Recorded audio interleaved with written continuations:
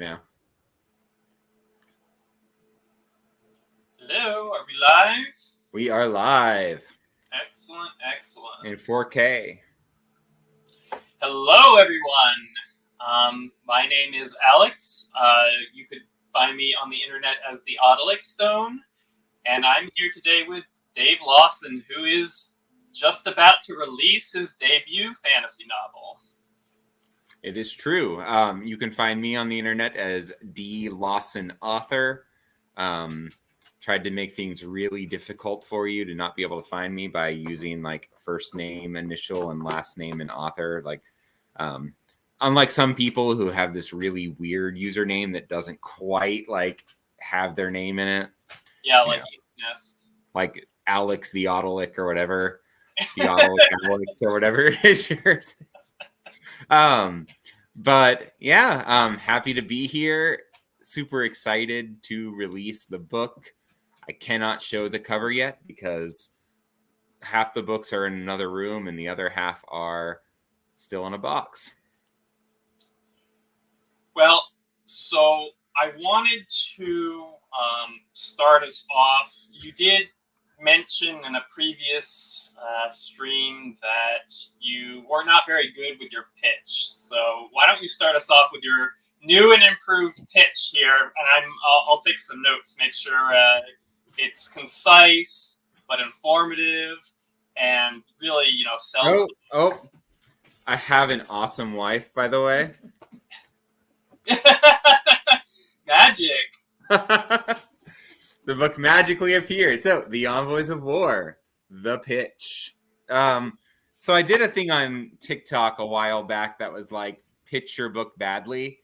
And I feel like that pitch was just about as good as the pitch I did on Balding, which was like, I think I said, people make plans. The plans go wrong. They bicker about the plans. Because, like actually doing your job sucks, but doing crazy plans, priceless. So, The Envoys of War is a novel about ostensibly two characters, Jen and Corden.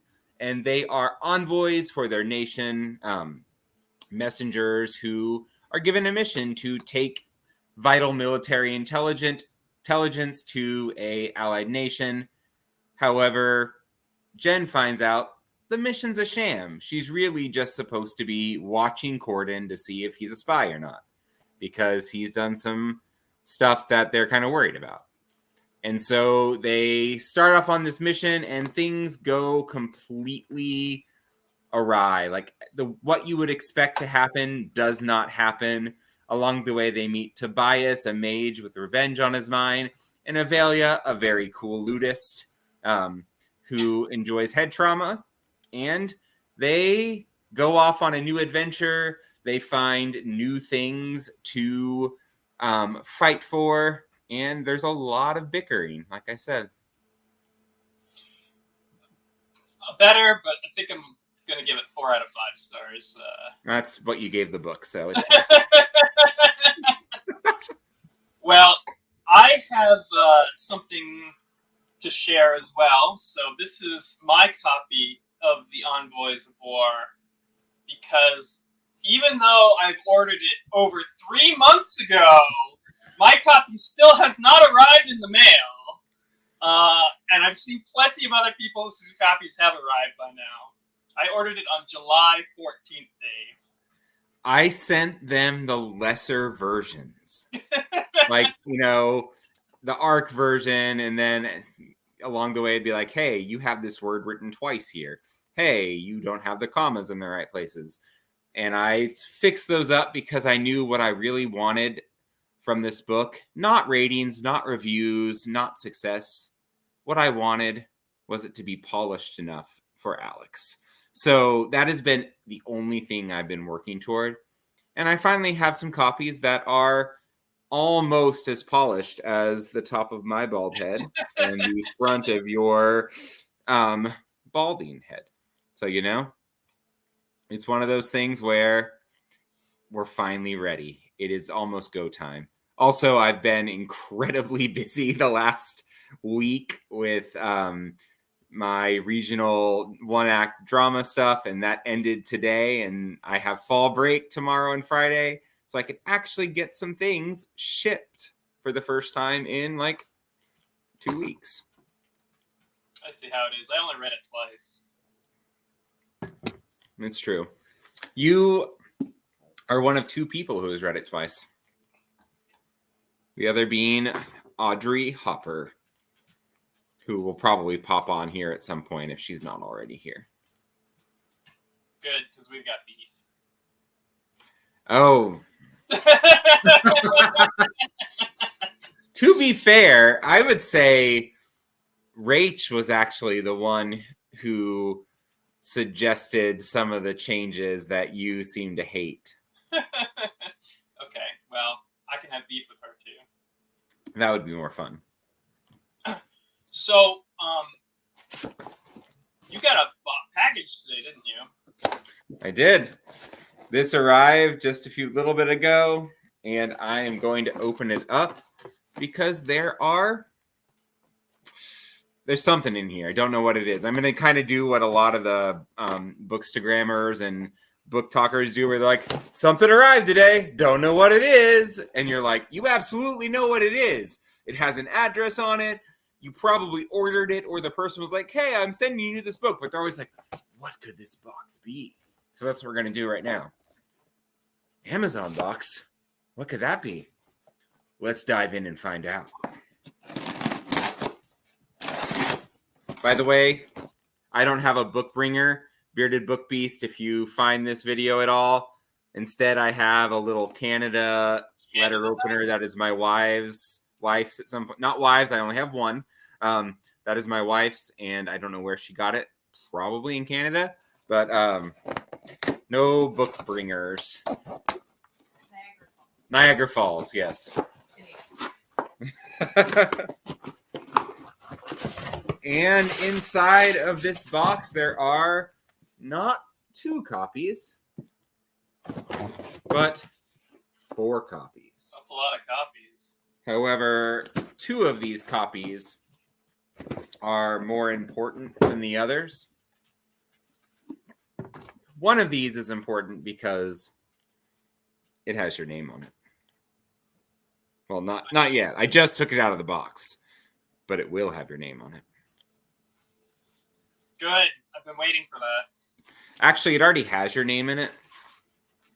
Back here in the acknowledgments, it says Alex right there. So, like, I don't know if you read that far.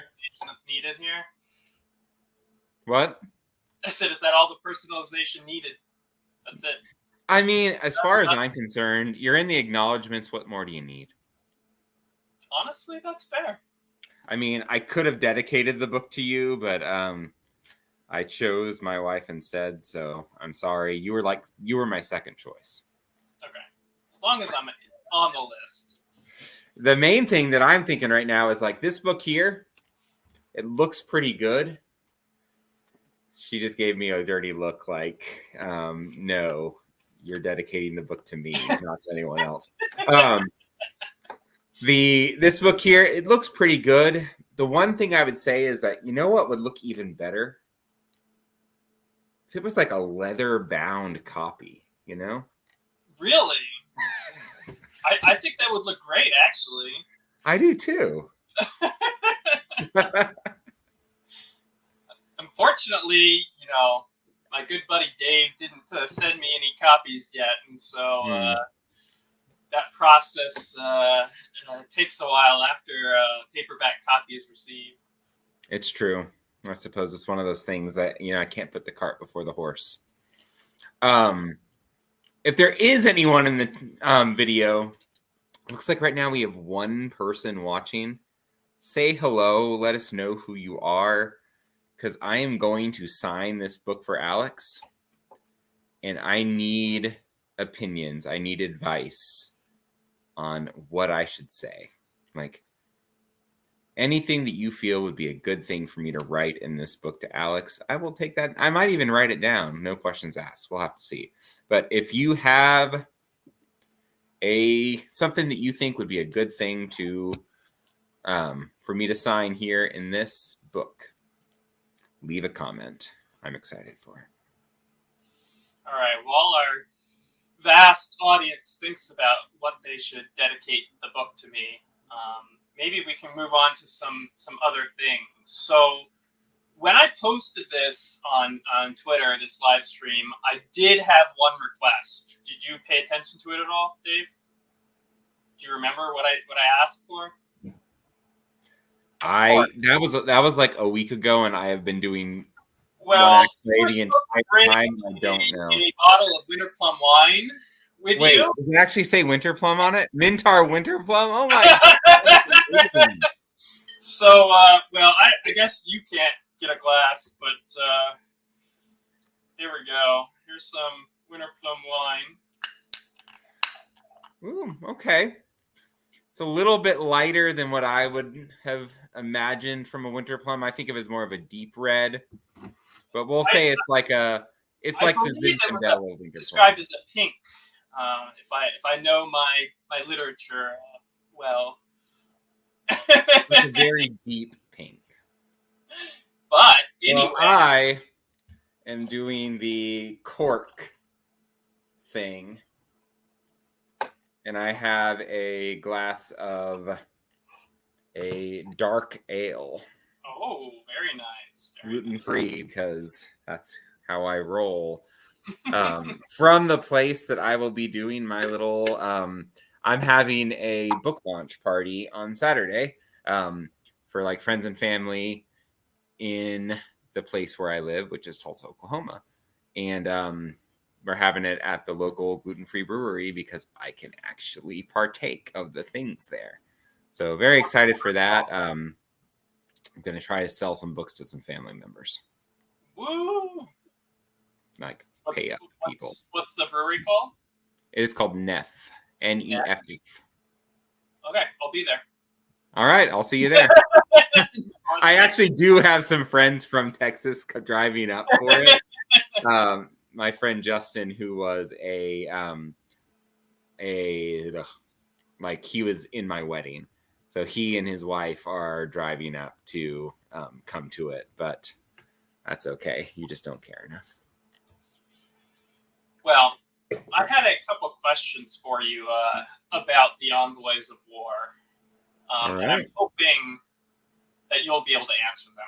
Some of these I might know the answer to, so we'll see how good your knowledge is of your own book.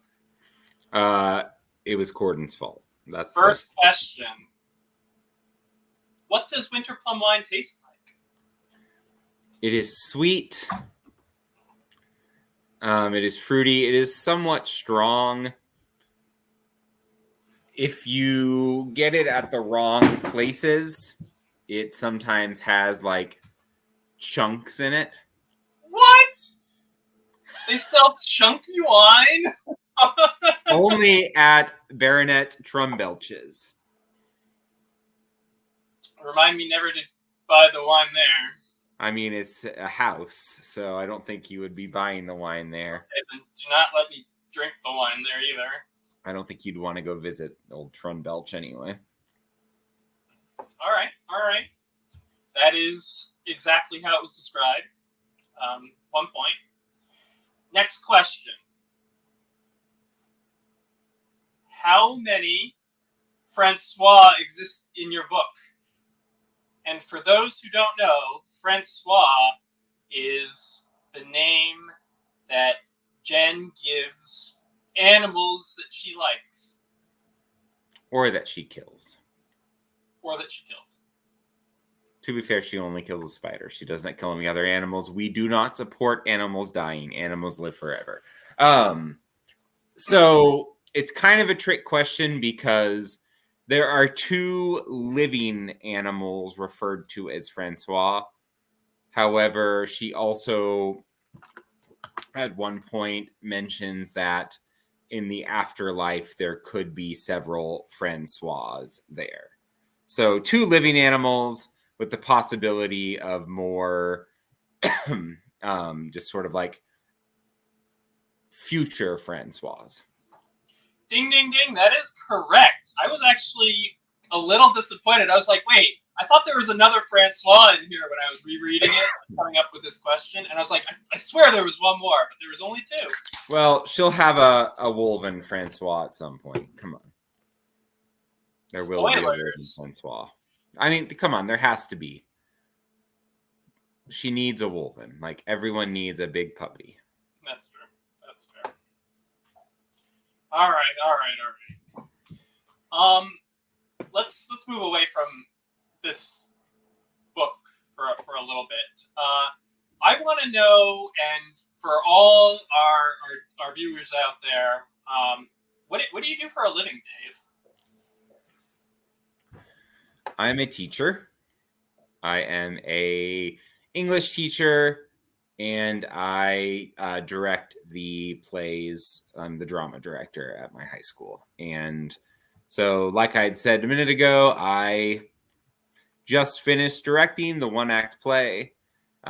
We went to regionals on Tuesday and had our last performance today, and I'm very tired. But I teach English. I do that. I'm a teacher. This is my 12th year, I believe. Good. Yeah, I just wanted to make sure you had a fallback for when this whole author thing doesn't work out. I'm glad you have something good going on for you. You know, I considered being an engineer, but then I just thought, nah, I'm more creative than that. That's fair. You should see my screen names. It's just letters and numbers. It's probably like Odyllic the. All right. So when is your book out again? It's Saturday? Saturday. And exciting. I have been super happy with my ARC reader turnout. So I'd sent it out to about, I think, 104 people. And I have gotten 25 ratings and 24 reviews with 3 days until launch, which that's really good. Is basically like 25% almost, which everything I saw kind of said like to expect between 10 to 20%.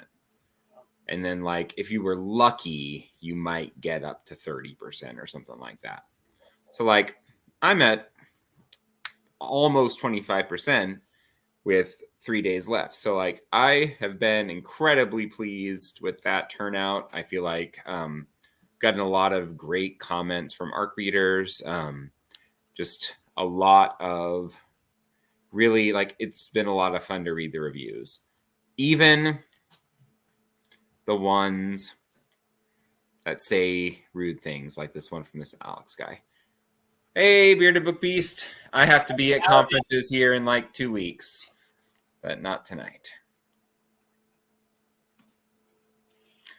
If you're... Oh, go ahead. I wanted to ask you a couple of, questions related to reading and writing and that in general. So you mentioned that, you're a teacher. So I guess something that really interests me, something that I'm always thinking about is how do you think, like, what is the best way, in your opinion, to get younger people involved in reading, like people your students' age and whatnot? Honestly, what I have found with students, a lot of kids, is that they actually do like reading when they find books that interest them. And so I teach English and I make them read things, and they complain about how boring things are and they don't like them. But some of those same kids will be reading through like entire series of the books they're interested in. And the thing about it is I was the same way. When I was growing up, I did the reading for class, but I didn't really want to. I was much more interested in reading what I wanted to read. But I would say movies actually really do help a lot of the kids now to become interested in a book. If it's something that has been made into a movie or a TV show and they've seen it, they are often more willing to pick up the book. And then another thing that has been a really big help for younger readers has been book talk. Book Talk obviously is not a perfect place, and there's probably technically I have a TikTok, but I don't think I've posted in like almost a month at this point. But like in general, they watch a lot of TikTok and they see a lot of videos talking about things. So like the Colleen Hoover craze, and then the Fourth Wing craze, and like I've seen a lot of kids with those popular books that they've heard a lot about from people talking about how much they like them. And then those books are easier to find because they're at Target, they're at wherever Walmart, and they can find them and buy them and read them. And so like, are a lot of those books ones that I plan to read? Like I've read Fourth Wing. I actually kind of had fun with it. But in general, they're not really my type of books. But I think it's awesome kids are reading books. Like I might make fun of a book that I think is like not something that I would want to read, but I would never make fun of a student for being interested in a book because they're reading, and that's awesome. Good. But you're going to make fun of me for whatever I read no matter what? I mean, you read a book recently that I have to make fun of you about. The Envoys of War? Yeah.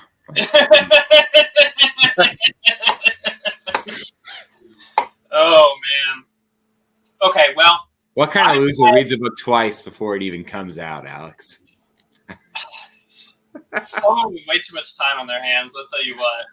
Thankfully, I'm getting rid of that problem soon, so. Yeah, I think you won't have that much time on your hands pretty soon. Yeah.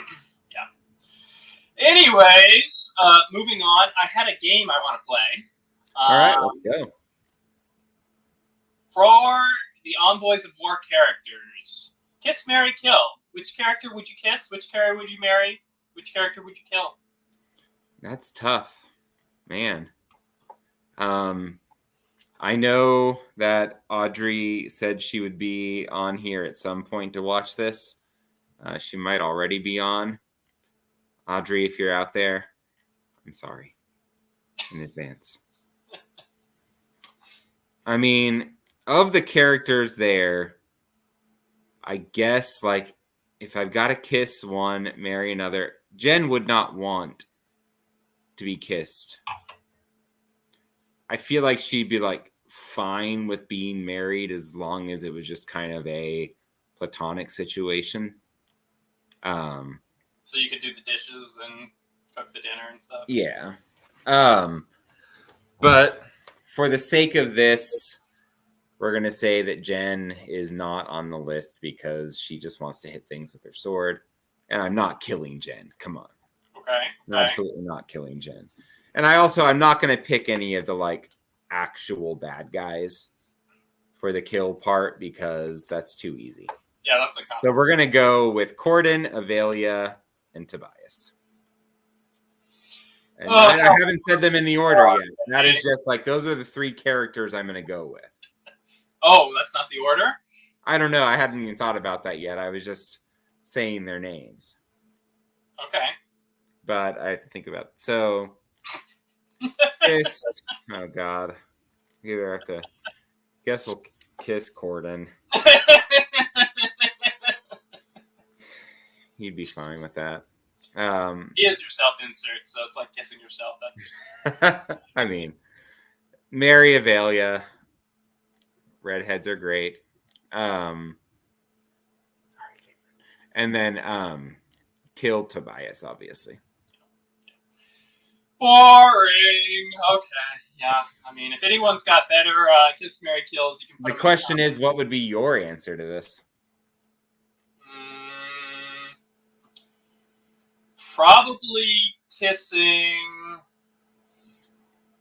Avalia. Kissing who? Like to be a good kiss. Who?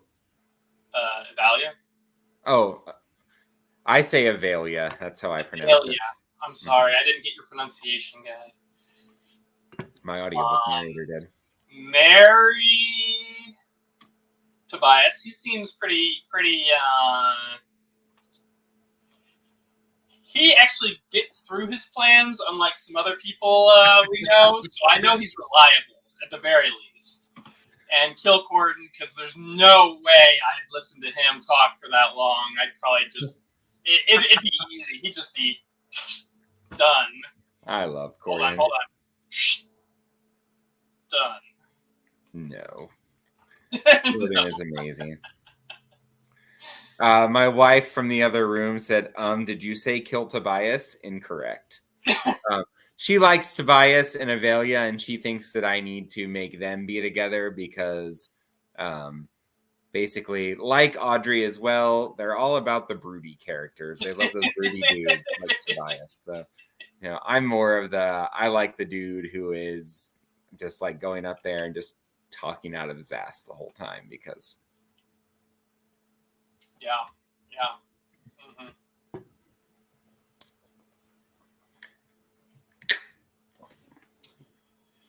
Anyways, so those are my answers to that very interesting question. And I've got a little bit of a critique, if you will. So unfortunately, Dave has let me, I don't know why, be his critique partner moving forward. He's agreed to this. It's written in blood. He can't get out of it now. So I have a little critique for you on the Envoys of War. If you don't mind, I'll speak publicly. Speak my grievances. I think I can handle it. Okay. So I didn't like Corden that much. You've got a couple days till release. What if instead Jen's adventures with Francois was the story, and Francois is the giant spider, and we could rename it to the Envoys of Gore. So I think the thing there that could work, Francois eats Corden. Corden is dinner, and so in that way, Corden is still on the adventure with them. He is just digesting in whatever passes as a stomach for a spider. I don't know if they have those. I don't know much about spider anatomy. I don't have stomachs. So Jen and Francois go on their adventure, meet new friends, eat new friends, like the normal kind of stuff you do. Jen probably rides Francois around. Perfect. I feel like spider mounts is something that needs to be done more in literature. I don't think I've seen very many giant spider mounts in my fantasy literature. And I really want to do a duck mount story as well. I just feel like that would be fun. Just have people riding around on giant ducks. Giant ducks. 2 ducks strapped to their feet. Like jousting on ducks, or like cavalry battles on ducks. Okay, I'm looking forward to this. You got me very excited. I don't know when that will ever happen, but it's like one of those ideas that I'm just like, that would be a lot of fun. Now, don't know how I would do it. What do you mean? Your release is Saturday, you said. You got to change this all by then, right? Let me go in and do like a find and replace and just change every Corden to Francois. Perfect. That and works. We're good to go there. You don't describe his body very much, right? Because otherwise that might be a little weird. I mean, Francois is just a really well-dressed spider now. Well, I was also thinking that, they could get Jen and Francois could go down to the shore and walk along the beach, and you can have probably your sequel called The Envoys of Shore, where they go and they frolic, and maybe they get married. I don't know. I know Gen's a little iffy about the whole relationship thing, but I think with Francois, Francois would be her child, so that's weird. Her child? Yeah. Have you read Dungeon Crawler Carl? I have not. I have not gotten to it yet. Sad day. Basically, I'm gonna give you this. Anyone watching the reference, Jen would be the Princess Donut in this case, and Francois would be the Mongo. Like her child, her pet, her the one that she takes care of. So no. There shall be no marriages between Jen and spiders. I don't know. It kind of sounds like the Envoys of War to me. Well, you know what? I thought about naming it the Envoys of Snore. Well, that's what I'm about to be doing if you keep talking about this. Wow. It's okay. Okay, I'll see my envoys at the door over here.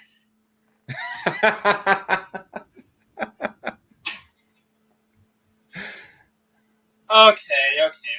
So the other thing I wanted to talk about is on another stream. I think it was Bearded Book Beast or maybe Balding. You mentioned how much you liked me, and so you were going to make me a main character in your anthology novella. So I just want to know how handsome am I going to be in that, and am I going to be like a mage captain or the captain of mage captains or? So we've got Captain Alex Scheuermann. Mm-hmm. He is a mage captain. He has this like incredibly red bulbous nose. It's just like pulsing angrily at all times. A beautiful red marked. He can't walk from all the syphilis. Like, this guy is just an amazing specimen of a man. He must be getting a lot of action. Like, he's almost at Corden levels. Like, one time he saw a woman and she did not throw up, and it was kind of crazy. Yeah, but tell me more about the magic powers too, right? One time he tried to like raise the sea level, flood. He tried to smooth the seas, and he like just wet himself instead. That doesn't sound like magic. It sounds like something Corden. That's about as much magic as Alex Scheuermann can do. Oh man. Well, I think we're gonna need to do a little bit of revising for that, but I'm glad you're playing with the idea a little bit. Hi, Audrey. Audrey, I hope you didn't hear me do the Kiss, Marry, Kill. Tobias definitely lived. He's lying. Do not believe him.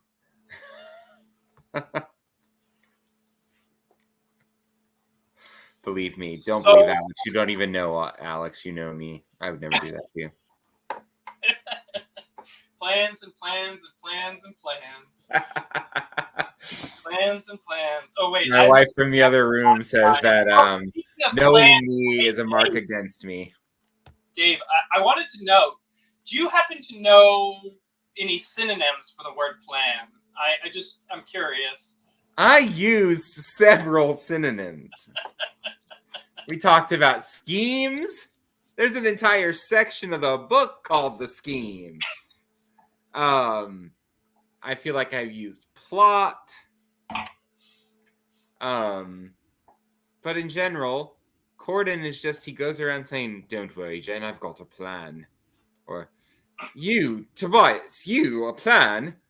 You can't even do anything. You're a moron." I'm like, because Tobias, is he that smart? We don't really know. Medium, Well, to be fair, he's probably smarter than Corden. So we got arrangement, deal, intention, method, policy, program, project. Maybe Corden can talk about his project, his special project. Don't worry, Jen. I've got a project. Stupid. Oh no, it's got a good ring to it. Proposal, strategy, system, angle, aim. Everybody's got an angle these days, All the dames around here has got an angle. I'm just, helping you out a little bit here. Mm-hmm. Look, maybe we all just need a little bit more winter plum wine, and this will all smooth over a little bit. If Jen, like, you are speaking to Jen's heart right there. All she needs is more winter plum wine. Speaking of Jen, I have a question for you, and this one's a little bit tricky, but I just want you to go along with it and just tell me How do you pronounce this, Dave? GIF. GIF. Really? And how do you pronounce your main character, Gen's name? Jen. Exactly? Jen.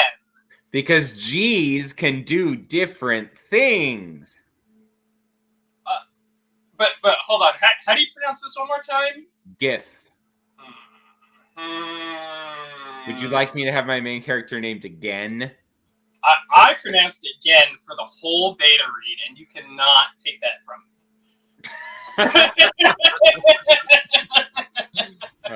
And then when I heard you talking about her on Bald and Balding, I was like, wait a minute. That's not her name? Not again. Not again. So I talked with my wife a little bit, and she suggested that Jen is short for Genevieve. Is that correct? That is correct. She's always been smarter than me. She's got the Yeah. So that is not. It's technically not fully mentioned. No, it's not in there. Book 1, but that is and then Avalia, who everyone thinks is Avalia. It's got an A in it. So I will tell you, Avalia, Genevieve, Corden, Tobias, all of these names, they come from one place. My wife's baby name list. Oh. So it's pronounced Avalia because my wife says so, and I listen to what that woman tells me. Wise man. Also, her friend's daughter's name is Avalia, and that's how they pronounce it. Something like that. Blah, blah, blah, blah, blah. Yes, dear. But yes, in general, yes. I listen to my wife. I do what my wife says. She's a lawyer. Like, she's in charge. Yeah, you can't argue with that. Can't argue with lawyers. It just goes badly. Especially not in writing.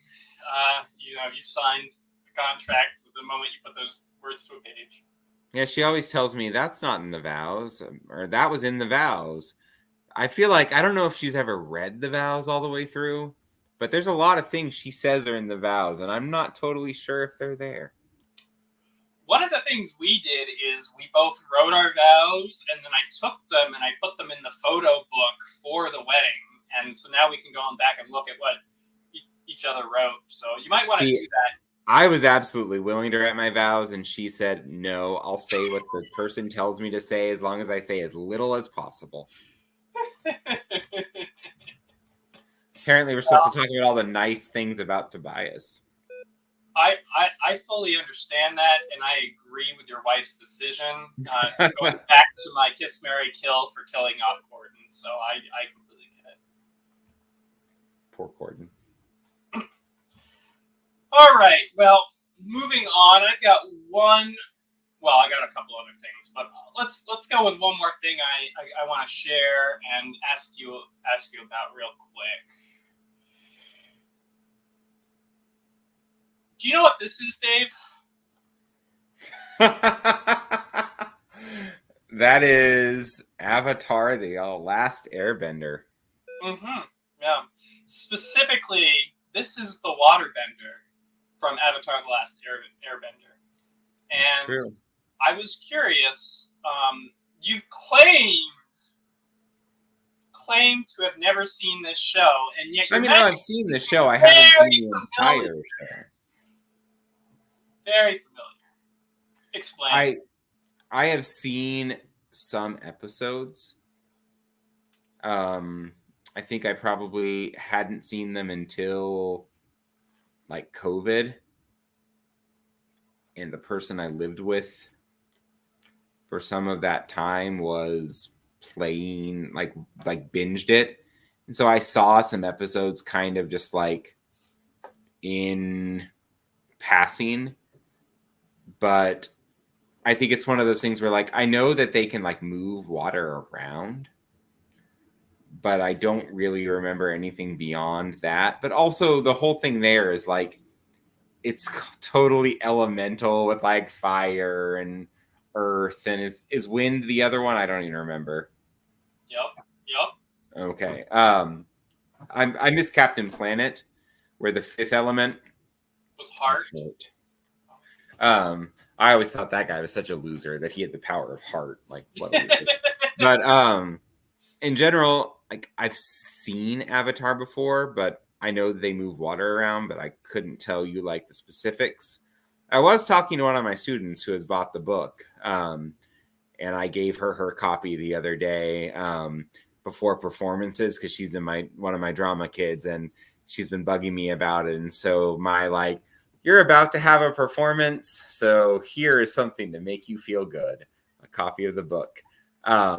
And she's read like the first chapter, and we were talking on the bus, her and a few of the other kids and me, and they were talking about how there's a thing called bloodbending in Avatar. Yeah, awfully familiar. And I was like, are you awfully familiar? Really? Like, they said it's not in the show, it's in the comics or something like that? It's also in the show. Is it in the show? Like, I don't know, but they were telling me that it wasn't in the show. I think one of them's seen The Legend of Korra. Yeah, and like I've never seen that at all, but like in general, I've read books with the elemental magic. And in general, I thought elemental magic is fun, but it's often it gets kind of boring when it's just the same, like these people have this element, these people have this element, these people have this element, these people have this element. And so I just kind of wanted to focus on one element, and just everything is based on that. And I don't know if you were at the show whenever I was talking about how and it might have been in the beta draft, I don't even remember, Tobias like alters the memory of someone, and then one of the bad guys like alters the way that compels them to do things. Mm-hmm. And I think Audrey, among others, is like, so that's not water magic when that happens. And I was like, yeah, I know, but it was cool magic. Well, I had to kind of figure out.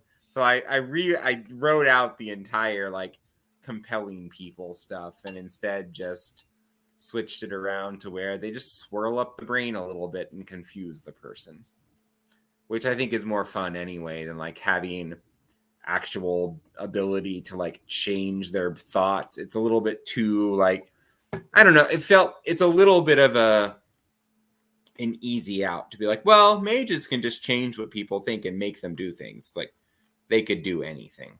Yeah, Audrey always gets mad about the brain swirling and says it's gross, but I think it's fun. She also really enjoyed the chapter where I described the chamber pot that was overflowing and there were flies everywhere. And one time she was very upset with me because I was saying that that the mages call upon the waters, and to her that was just a euphemism for peeing. That tracks. I believe that. Well, I was giving it quite a bit of thought. You know, there's a lot of parallels between your magic system and Avatar's water bending specifically. And it kind of made me go down a different path. And I was thinking, what character in Avatar would Dave be? So, I know which one I would be. There you go. That's Dave in Avatar: The Last Airbender. Yeah, I don't know who that is. He makes random appearances, and most of the time it's because the other characters knock over his cabbages. Because you are Dave Lettuce Leaf. It's true. Lettuce is life. So the characters I remember, Zuko is the one that's like the broody one. I feel like Audrey compared Tobias to him at some point. And then Sokka and Katara are siblings. Yep. And then there's the short blind girl. Tough. And then is it Ong? And then there's the uncle guy who's the best character by far. Yep. Yeah. And then through the cabbage guy. Zuko has like a sister and her friends who like Sokka thinks are hot. And that's about all I can tell you about it. I mean, that's pretty much the entire show, so I think side characters are the fire guys the bad ones? Yeah, including Zuko. That's kind of a it's a little bit cliched to make fire bad. It is kind of cliche. I'll give you that. I do wish I had a flying whatever that beast thing is. He's cute. I forget what it's called. I don't know, but wolvens are amazing. I want a wolven. All right. I have my own wolven over here. Come here, Roro. Come here. Come here, Roro. Say hi. Oh, hello. There's Roro. She says hi. Oh. Hi, Roro. Hi. It's you. It's Smooch. Hi. Yes, hi, girl. All right, well, I've got another game for you, if you don't mind. All right, let's go. So, by the way, people in the chat, if you weren't here earlier, I am going to be signing this book for Alex, and I need ideas about what to write in this book for Alex. Also, Ro can put her paw on it as well. I do not have any ink for Ro, so I don't know that she will actually put an ink paw print on it, but I can definitely put her paw print on the book for you. So, Audrey, if you can think of things for me to write in Alex's book, give me ideas. All right, well, I need you to think really deeply, Dave, about this next question. And I want this to come from the heart. If you were starving on a desert island with all 13 of the Secret Scribes, who would you eat and how would you prepare them? Okay. Got to think about this. This is a good question. But it would be all the other 12 because I would not eat myself. Sure. You're not going to eat all of them. Who are you I need to look at the list here so that I can kind of go down the list and give my thoughts on each. So wouldn't be Damian Francis. I feel like he'd be just kind of just nothing. I don't know. I'm not getting like succulent dinner out of him. All right. Damian, not succulent. Sorry, Damian. Alex, I feel like he's kind of stringy, so we're not going to go with that one. Yeah, there's not a lot of meat here. No, not a lot of meat there. Can't do Rach because I feel like her tribe of readers would attack me and give me 1-star reviews. Yeah, once you got back, you'd be a known cannibal, and they'd all probably like poke you with spears. It's true. It would not work. Throw you in the toilet or whatever. Sean's mustache is too majestic. I couldn't eat him. Same with Tom's beard. Too majestic. Couldn't eat him. Greg,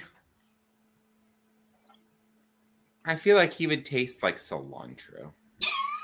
Okay. Some people think it's delicious. Some people think it's soap. You know? Eamon, he would be too drunk on ale to even notice, and I feel like that would take away some of the fun. I don't know. That could add some certain flavor to the. I'm gonna say Bill he'd be kind of sour.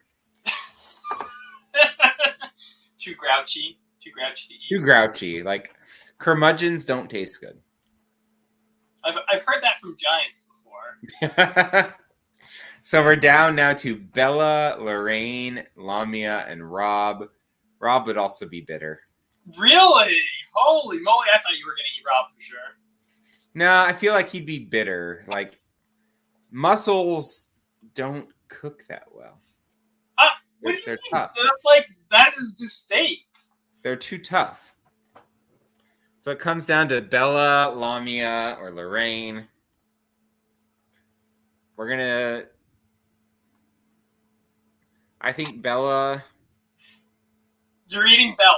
No, I'm thinking on these three.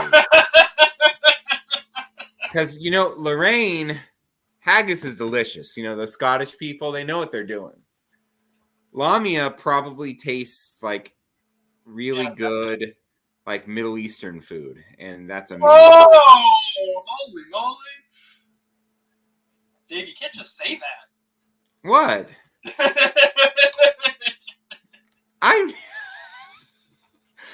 You know what? We're eating Lamia. Final answer.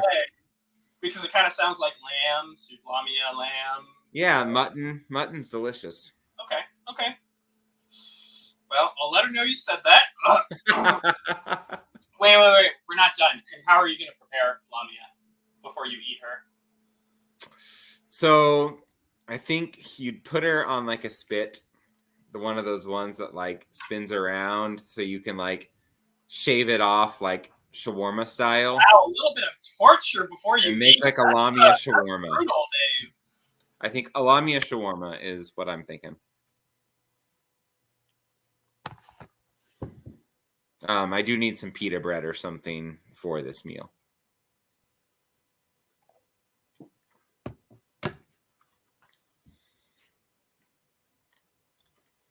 Yes, guys, that is Alex Scheuermann. Very exciting stuff. Sorry about that. I disconnected my mic. Can you hear me, Dave? I can. Okay. Well, that was... Why don't we change the topic? I've got another game for us to play, and this one is pretty simple. Here are some options. All right. Again, Tobias, Jen. Jen, not again. I told you the entire beta read. And your other characters. Because you are one with the Zoomers, I've gotten a list here of Zoomer phrases. Oh, I'm down. Let's go. I want you to tell me which of your characters best is associated with that phrase. Don't think about it too hard. All right. Basic. Say that again. Basic. Oh, basic. I mean, the funny thing about this one is that I read the first 2 pages of the first draft to a few of my students, and one of them made the joke they thought Jen was basic because of her name. Okay. Because Jennifer, whatever. Of those 3, Corden is the most basic. Yeah. He would drink a pumpkin spice latte if he existed now. Bougie. Corden. Yep, I also agree. Chuji. That's one of those words that, like, honestly, no one even uses. I'm trying to remember what it means. It's on my list of Zoomers. Just give me a name. We're gonna say Tobias. Okay. Delulu. Jen. Really? I was thinking Tobias. Drip. Corden. Yeah. Extra. Corden. Yeah. Gas. Corden. Goat. Jen. Okay, good. I'm glad you didn't say Corden there. The phrase "let them cook." Let them cook. All right. That's like, I think you could use that for 2 of them here. Because if it's like combat, you say, no. Let her cook. Let Jen cook. But if it's like trying to talk him out of a situation, Corden is sometimes successful. I think you could also say Cork. You could let Cork cook in combat as well. Let Tobias cook in like being a sort of a loser, but I like Tobias. I don't agree with that, but which part? The Tobias? Tobias. He's not a loser. I'm kidding. But the other ones, yeah, sure. All right, living rent free. I mean, I would say that Corden thinks he lives rent free in everyone's head. Okay. But then I would say Corden lives rent free in Tobias's head. Yeah, definitely. Riz. Corden is the Rizzler. All these are naming Corden here. Salty. Tobias. All right. Here's a hard one. Simp. So, agreed, Audrey. Corden becomes a bit of one. Yeah, agreed. I'd say Tobias has his moments as well.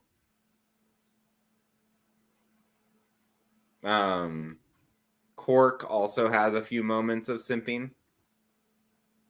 Basically, so pretty much all your male characters are just simps. All the male characters have their simp moments, yeah. All right. Two more. Vibing. Say that again? Vibing. Oh, vibing? I feel like Jen vibes when she's got Meralda and she's swinging at things. Yeah. Mogging. I don't actually know what that means. I feel like that's one that they say in I hear it in lists of slang terms, but I've never actually heard a student say that word. I feel like it's a positive thing, but I am not sure either. More attractive, successful, or skilled than others. I mean, if we're talking attractive, Corden, skilled, Jen. Tobias is also very skilled at his mage powers. Yeah. Yeah. Tobias could be skilled with his mage powers. Successful, I mean, I think Tobias is able to kind of take care of himself with what he does. He doesn't really ever talk about his, job, but he works as a mage doing different things within the city. That's something that maybe we'll learn a little bit more about what he does here in more books. Oh God. He's even listed as not being that hot. He doesn't do a lot for the city in the first book, that's for sure. Well, he has 0 things on page for the city. No, he doesn't. But it's kind of one of those he is a mage in the city of Dreamin. And he has some connections, but he kind of is a bit of a lone wolf. And you'll learn a little bit more about what he actually gets up to in book 2 whenever some people maybe return back to that area. Spoilers. I don't know if that's much of a spoiler. All right. Well, I do have one other thing from your last stream. I think actually this was from the Balding stream. You mentioned that one of these characters, either Corden, Jen, Tobias, maybe Cork, maybe Topper, is secretly a dragon shifter. And I was trying to get a mind read from you right now on which one it is. So hold on. Dragon shifter, Corden, Jen, Tobias, Cork, Valiant. All right, the dragon shifter is Tobias. You heard it here first. The only reason I say that is because I think I told the story. I'll tell it again. my editor had read through and she'd sent back some comments saying things like people don't hiss. If it'd be like, Corden, Jen hissed, or something like that. And I had mentioned that to my wife, and she said, well, you could make them dragon shifters like I'd suggested. Then they could hiss all they wanted. So in that case, with the dragon shifters, which my wife has really been pushing to have the book become a dragon shifter romance and have some of the characters be dragon shifters, she would want Tobias to be the dragon shifter because as far as she's concerned, he's the best character and the one that she liked. She did not like Corden, which is kind of scary because I've basically said several times how Corden is very me. And my wife found him annoying. So don't know what to say here in this moment.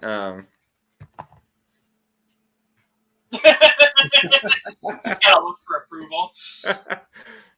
All right. Well, now that we found out that Tobias is the secret dragon shifter, I'm definitely looking forward to book 2. There are no dragons in the book. Envoys of Decor. You know, I actually thought about writing a Corden prequel and call it the Envoys of War. Oh. Because it's before this book, right? Before Avelia, and so, you know, he was a bit of one. Well, I think if you do, when I read that, I'll feel much better. It'll be like the Envoys Restore for me. You know, that is something that means a lot coming from you. Came from my trying to think of another word that rhymes with war, and I can't think of one off the top of my head. I think you've used all of them. Do not Envoys of Ignore Me, Dave. Because otherwise I might Envoys of War! I'm thinking book 2 is going to have the word chaos in it. Chaos. Well, you know, if we... Hold on. Let me get rid of this banner. I am the Envoy of Chaos, so if you need to write this about me, that's perfectly acceptable. I'll let you use my image in your story. You have Alex Scheuermann. So where how did you make the Winter Plum Wine label? What do you mean? I purchased it from the fair country of Mintar. Mintar's not a country. City of Mintar. Because my wife has a little, it's not a book club, but it's like a girls group that she goes with, and they're doing a party where they're supposed to bring something from a book they've read recently. Okay. And she has read Envoys recently, and she told me that I needed to find some Winter Plum Wine, and I said, well, you could just make some mutton, but that's actually a really good idea. I assume you took the label off and then you made I need you to send me that. This is what I was doing instead of working at 4 p.m. today because I was nervous about this interview. So I made this little graphic and glued it onto my bottle. Yes, you definitely need to send me that so I can glue it onto a bottle of wine to give it to her to be her plum wine. Yeah, it's a sweet winter plum wine because you don't want the chunky ones. You know, I don't know. Baronet Trumbelch, he might like it. No. You know, Baronet Trumbelch, I actually wrote him thinking about Bill. Like that character. He's basically just Bill incarnate. I don't see it. I'm kidding. I wrote the character long before I'd even met him. Okay. Basically, look, there are no new characters in the beta. He's the nicest guy who has a facade of curmudgeon because he's gone through and he's read all of our books and he's reviewed them really highly. He gave Bill me one might be star than I Ned. deserved. He gave you one more star than you deserved. You know, he's such a nice guy. Hey, no. You don't get to say that. You would get a 5-star review. I think that Bill is Ned. He's sort of the old, grumpy guy who's helpful, but also a little bit. He has to grumble a little bit as he's helpful. Yeah, definitely true. Definitely true. Am I kicked out of the Secret Scribes yet? Do I need to push it a little bit more? Audrey has been making fun of the name Trumbelch for a long time, like not knowing how you say it. So for those of you who have not read the book, he is a minor character that shows up about midway through, and who drinks he drinks swill, like this horrible, like basically on the point of rotting wine. And Corden drinks some of it while he is there, like trying to convince the guy to do something for him. And he drinks it, and there's like chunks in it because the wine is like, I don't know if it's been like left out, and there's been like the parts on the top that have kind of crusted over and then gone back into the wine. And so Corden has a hilarious moment where he says something along the lines of how he had expected to drink wine, but not also eat dinner, as he's chewing these chunks of wine. Yeah, that's gross. You're gross. I tried to push that scene out of my mind. And I will tell you that my dad, I'll have to talk a little bit about my dad here, because he finally gave me his thoughts on the book. He'd given me some thoughts earlier, but earlier today he gave me the rest of his thoughts. So my dad is a historian. He's a history professor. He has never, as far as I know, read an actual fantasy book. He's read some historical fiction with fantasy elements, like mostly about Greek mythology. So my mom was reading some of the first draft whenever I was first writing it. My dad read some of it too. And he said, I don't understand why you don't just set it in England during the Middle Ages. And like, because it's a fantasy novel, not historical fantasy, and I want to make up this world, because there's more stuff you can do with it, and it's fun. And he's like, I just feel like it'd be a lot easier to know where everything is if you just did it in England. Like, you're like, that's what I made a map for. He read the book, he never looked at the map. So one of his critiques was, he's like, it was hard to remember where all the places were. Like, there's a map at the front of the book for a reason. But he had said, like, he thought I should have just said it in the 1200s or something in England, and it would have been so much easier to, know what was happening there. And then one of the other things he suggested was that he told me, some of the language seems a little like for the teenage audience, like a little bit much. Like, it's not for teenagers. It's an adult book. Like, and he said, well, you said that a few of your students had bought the book. And I'm like, yes, because they stalked me and found it and bought the book, not because I'm going out there and marketing it as a book for teenagers. Like, it's not that. It's rated, it'd be like a PG-13. Yeah, I mean, to be honest, the Envoys of War could be targeted for young adults. There's nothing in there that excludes it from being young adults. The biggest thing is just like the characters are older. Right. All the characters are in their 30s, to where just that right there, it is not, the characters are not of the age of what your normal young adult book is. But like, I intentionally, like, the violence, if it was made into a movie, it would definitely be rated R. There's so much blood. 13 for that too. Like, there's a They're couple cutting off limbs, beheading people, stabbing people through the eyes. In Hollywood these days, that barely gets you a PG rating. But like, so that was another one of his critiques. one of the other things he said was that he said, I would start to read a chapter thinking that I was going to stop at the end of the chapter, but then I'd get to the end and I'd decide to read the next chapter. Excellent. That's good news.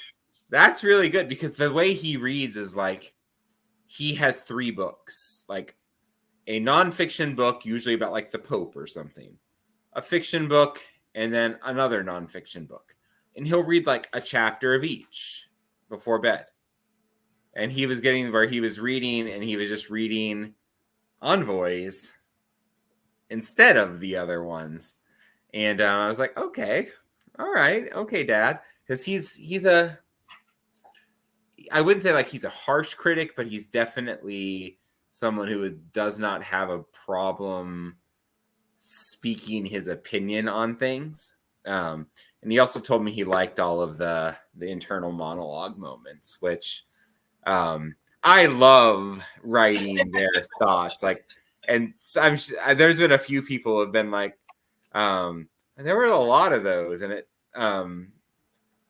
in general, I had one person say it took me a while to get used to all of the like the italicized thoughts, but after a while I started liking them. But I love that. I feel like in general, I don't like it when a third person is so like distant that you're not getting their internal thoughts. I feel like that's something that you need, but also that probably comes from my writing first person for so long. All of my literary fiction that I wrote was first person. And so it was always like the voice and getting into the character's head was what I enjoyed doing. And so that's one of the things that I want to do with writing third person is still be in their heads. Yeah, I think there's a couple ways you can do it. I mean, first of all, I completely agree with Audrey here. That's such a big compliment from what he said, even though he sounds like a little bit of a curmudgeon too. I think there's like 2 ways to do it. Just go third person deep, and just the prose is their thoughts, and just go with it. But like you and I both do, is have some italicized thoughts, which are, snippets of this is exactly what they thought, and maybe some of the other prose is, what they're seeing and whatnot. But like when you do it italicized, it is their thoughts. So. And I like that because like one of the things, it's a little bit of a pet peeve for me is when it's like, I should do that, he thought. And then like 2 lines later, I can't believe it, he thought. Like at some point I get to the point where like, okay, we get it. He's thinking. Which is funny because when Bill read the book, he said, you use a lot of dialogue tags. You could take some of those dialogue tags out. And I'm like, yeah, maybe, but also... Now, once you do it a couple times, you can just drop the dialogue tag. I'm not doing it anymore. For like, very occasionally will I say italicized, he thought. I don't do the he thoughts at all, but like, with the he said, she said kind of things, I definitely like. I'd written out a lot of the dialogue, and then I added a lot of that stuff back in. And there were times where maybe like someone read it and said, "Who's saying this line?" So I made sure there was something there so that people would know who was saying a line. And there were some times where I had like, "Blah blah blah," Jen said, or like "Blah blah blah." Jen nodded, and blah blah blah, blah blah blah. Jen said, "You're like." Okay, I don't need that second one. It's so hard to decide. Pretty known that Jen is one thing. Tags are necessary versus how many you can cut. If it's a back and forth, not very much. But yeah, that's so hard to decide on the right number. Yeah. There are 4 people in the chat. One of the things you can do, people who are watching, is you can tell me rude things to write on this book that I am signing for Alex, or nice things to write on this book that I'm signing for Alex. How awesome Alex is, and how Alex is going to be the main character of Dave's Secret Scribes anthology novel, or Captain Alex Scheuermann. You can tell us how great this seafaring captain magic user is. Let me write the first thing in here. live on the air. How do you smell schmallex? That's pretty easy.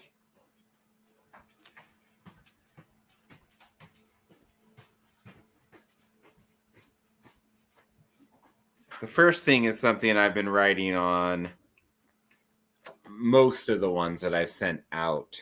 Just kind of a book-related comment. But then I'm gonna, let's see, Schmallex Scheuermann. I'm gonna write that on here.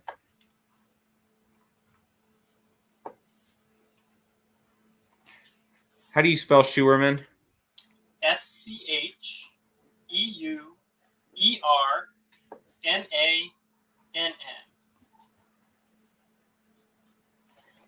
All right, I've gotten a few things written on this book that will go out tomorrow.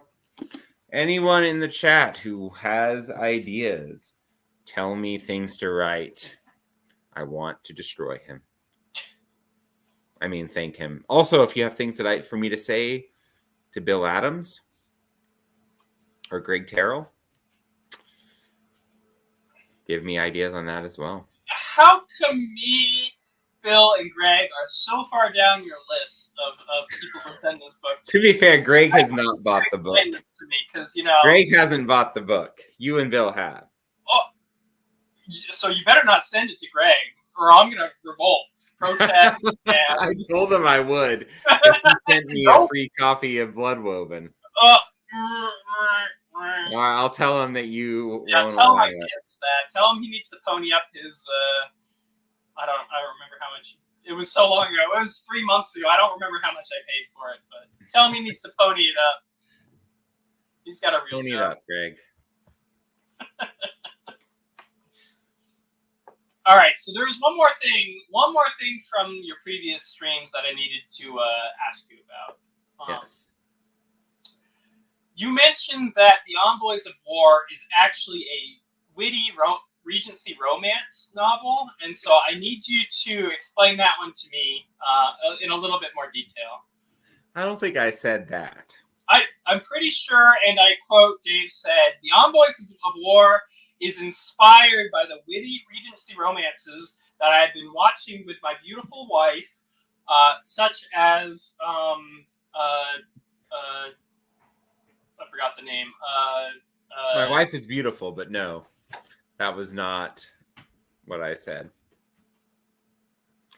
I said that that a little bit of the witty dialogue and back and forth might be inspired by some of the old BBC Jane Austen miniseries. So my mom's favorite growing up was that when I was growing up, my mom's favorite was the Pride and Prejudice miniseries from the 90s.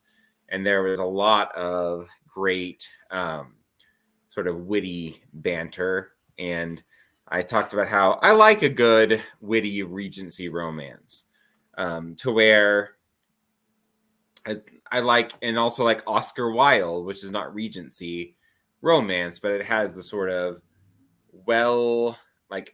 well-dressed, intelligent, wealthy people who are witty and banter a lot. That's a style I've always liked. So that's going to be the novella. That's going to be your next book. I mean, the novella is Cork messing people up with romance. Okay, you heard it here first. I mean, there is a little bit of romance in the novella because that's just who I am as a person. There's going to be a little bit of romance. But it's never going to be the main focus of the story. But I like a little romantic subplot in there. Okay. But Cork's got a girl. He does. Cork's actually got two women. Not like that, though. One of them absolutely hates him and everyone else. And it's not enemies to lovers in that way but basically it's Cork, Arabella, and Nessa are the three main characters. Arabella is an archer, and she's kind of it's her first time really being a mercenary, and she doesn't know what she's doing. Cork's a mercenary. And then Nessa is kind of this all business, slightly unhinged assassin type character.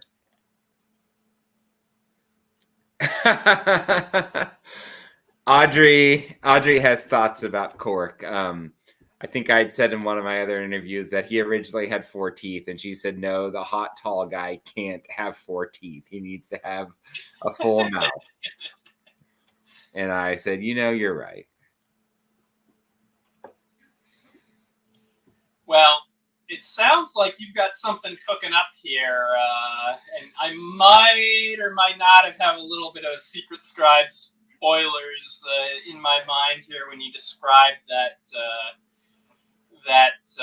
premise. So I'm looking forward to whatever is coming out that might be a Regency romance for Quark. Well, so I have announced the title before, which is called The Pawns of Havoc. And actually, 2 of the people here in the chat have read a bit of it before. You let them read it before me? I'm your critique partner, Dave. I posted this in the Beta Reads channel months ago, the stuff that I've written. I must have missed it. Yeah, you missed it. But it is a lot. So, yeah, and Audrey's already made the, Twilight jokes. Hey, Bella Loca, blah, blah, blah, Twilight jokes, which she does not go by Bella. She goes by Arabella. And Cork is not a vampire or a werewolf. No, we only have the secret dragon shifter. We can't have secret vampires and werewolves too. That would be too much. It's true. Actually, maybe Cork is like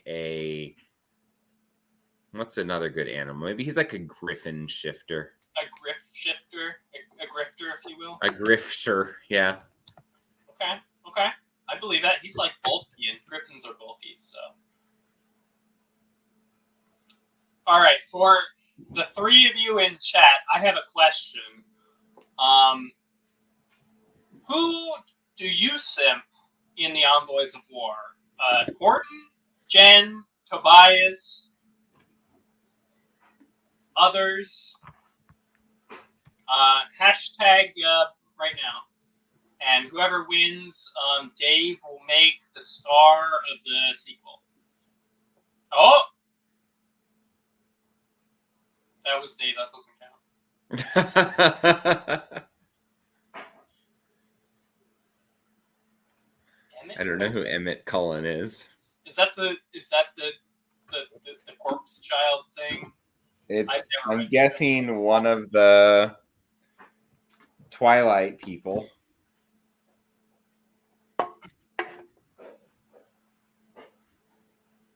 Wow, not even Audrey cares enough about Tobias to. Well, it's true. Like Audrey's So realized the error of her ways. Tobias isn't that great. I was mistaken in what I thought was going to happen here. We'll move on. So I have a very important question for you, Dave. You mentioned previously that your favorite book was The Count of Monte Cristo. So I have to ask you, what do you prefer, the book or the movie? The movie from the late... There are no movies. Have you seen the movies of The Count of Monte Cristo? Yes, they're amazing. Terrible. No. None of them even get close to following the story. Dave! That is my favorite movie! You're wrong. Yeah, as my wife said, like I said, my wife is not only beautiful, but also wise. It could be your favorite movie, but it's not the same story.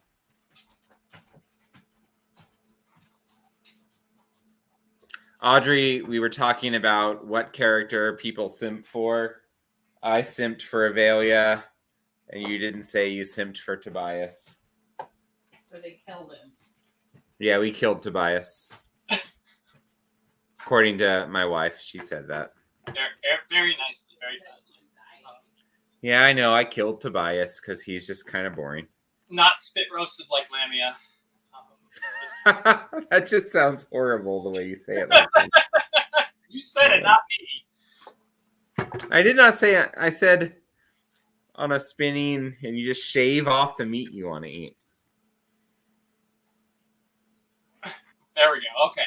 Order is restored in the universe. So what is your answer, Alex? I'm gonna go with Jen. I think Jen is my favorite character. You know, she hits things. She's got a good attitude. She takes action even though she's following a complete moron around and does what he says. So, you know. One of the things I have a bone to pick with you about is in your review, you said that the characters don't develop that much. And I feel like they do a lot. Okay. If you want to go there, you go there. So we're going to talk about this.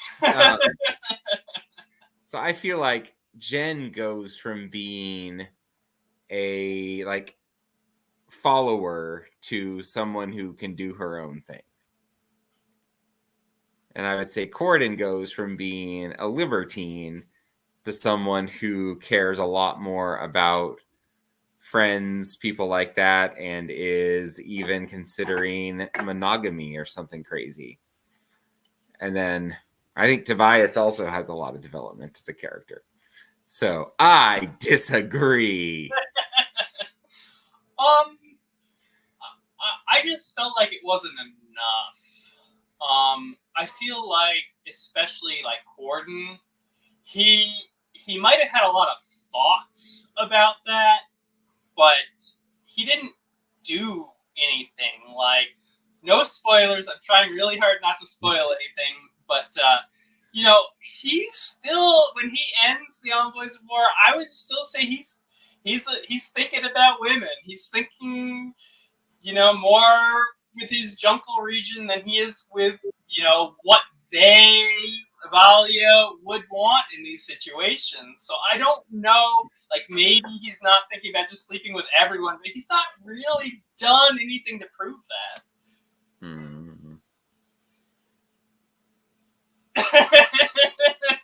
Oh, another story, changing the subject. So an inside joke that Audrey and I have, and she wrote hashtag that soup lady in the chat. We have a joke that her name she is actually like Tobias's aunt. You wrote a poem? Corden wrote a poem. About the You don't write a poem unless you are, you know, in for the long haul. About the soup lady.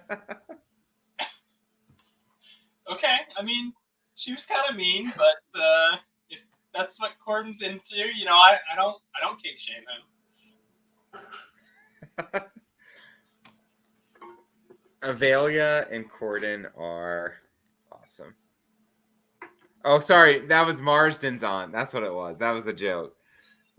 We said that the old lady was, the reason she was so mean as the old lady was because she was the aunt of one of the bad guys. Which one is Martin? Marston. Oh, Marston. Okay. Yeah, so Audrey and I joke that the old lady at the beginning of the novel is Marston's aunt. Yeah. And that's why she's so mean.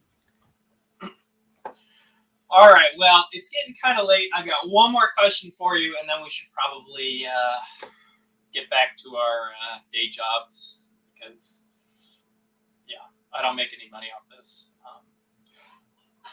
How would you feel if your students found your Goodreads page and read the reviews to the class?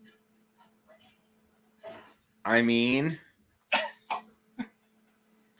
I've got a lot of really, thoughtful reviews. Like, there are ones that have criticism in them, which is fine because I feel like that's part of the whole thing of like you put art out there and not everyone is going to love every aspect of the art you create. But like in general, if I look at it, the biggest thing, someone would be like, Lawson, you're not that funny. Or something like that on the ones that are like, this book is hilarious. And like, you're not that funny, Lawson. Or something like that. That's totally what I told you. What? I said if I was a high school student, that's totally how I would stab you with my words. One of my, and I think I've shared this with you before, but a few of my students recreated the cover, and one of them likes to joke that they need to get some of the proceeds from the book because I use them as my character that I based Jen on, and on my cover, they were my cover model, etc. Because they have like a similar hairstyle and color of hair, and kind of resemble Jen on the cover. You say, "Don't worry, kind of need like 50% of your right proceeds." to you, all of those $0. Wait, actually, you owe me money. I don't know. I mean, I think I've had like 45 pre-orders at this point. Wow. 20, actually, maybe it's 44. I've had 24 ebook pre-orders and 20 physical pre-orders. And then from my 104 arcs that I sent out, I've gotten 25 ratings, 24 reviews. Alex and I were joking about how the 25th review, I'm going to, as like a way to honor that person for being the 25th review, I'm going to name a character after them and kill them in the book too. Yeah. Audrey, that does not mean that you get to go take off of your review and wait and then put it back in. Actually, no, Audrey doesn't want to die. She's already made she's already told me that I need to give Tobias in a later book have Tobias fall in love with like a woman named Audrey, spelled, I'm going to type it in the chat, Audreigh. So that's one of the things that she's pushing for, is to have a character named Audrey, Audrey the Wind Cook. That's her goal for Tobias for the future. Well, there you go. So we'll see if that happens. All right. Well, Dave, tell us one more time what your book is called and when it releases before we wrap up. The book is called The Envoys of War. It is book 1 in the Envoys of Chaos. And it comes out on Saturday. So you are able to buy it as soon as Saturday. It will be on Kindle Unlimited as well.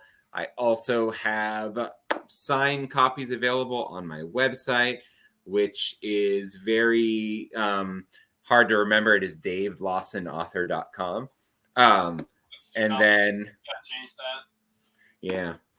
But it's coming out Saturday. I am super excited about it. I've really enjoyed hearing the reviews and things from people who have read the book so far. And I am just really thankful for the whole indie fantasy community, and especially thankful for the Secret Scribes, even Alex, even me. But in general, just like the Secret Scribes as a whole, we are, there's 13 of us, and they're just the best group of like writers, hype people, friends out there in the writing community, and I can't imagine doing this without them. And they're just awesome. If you haven't followed this channel, follow it. If you haven't checked out all of our other scribes, do so. Alex has a book called A Stone of Odyllics and Postmen, and the Odyllic Stone. And we've got several other awesome writers in the group. But check us out. Check out our books. read our books, yell about our books to us online, like, how dare you do that to that character? They were so nice, like what Audrey's going to do in book 2 when Tobias dies or something like that. But like, we'd love to talk more with you guys and just get to grow that community. Go Scribes. Go me. Go Alex. Yeah, and best of luck on your release on Saturday, Dave. You're already doing way better than I ever did, and we'll I don't know, have a good time at your brewery. I will. It's going to be a lot of fun. All right, guys. We'll see you next time, and maybe Dave will let me drive the wheel one more time, or maybe he'll kick me out of the Scribes. We'll see. Bye.